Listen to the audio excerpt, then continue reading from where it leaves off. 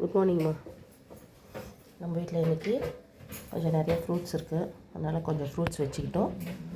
இன்றைக்கி காலைல டிஃபனு சப்பாத்தி, அப்புறம் தக்காளி தொக்கு அது வச்சாச்சு. 11 மணிக்கு ஏதாவது ஒரு ஃப்ரூட் சாப்பிட்டுக்கலான்னு சொல்லிவிட்டு கொஞ்சம் ஃப்ரூட்ஸ் எடுத்து வச்சாச்சு.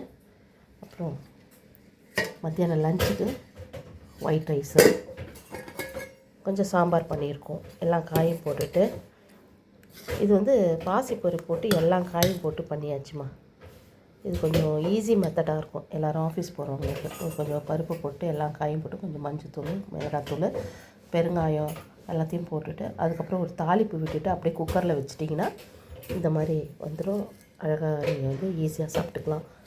Easy method. சாம்பார் மாதிரி அது இதுன்னு எல்லாமே பண்ணிகிட்ருக்க வேண்டாம். இந்த மாதிரி வேக வச்சு இந்த மாதிரி சாப்பிட்டா கூட உடம்புக்கு ரொம்ப நல்லது. ஒரு கீரை வச்சுருக்கோம்.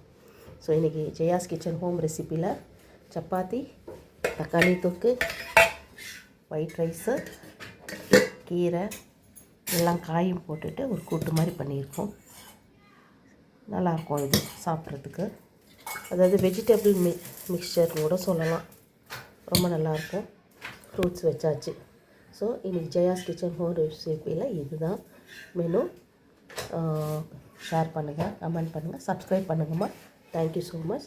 Thank you for everything. Thank you for your support.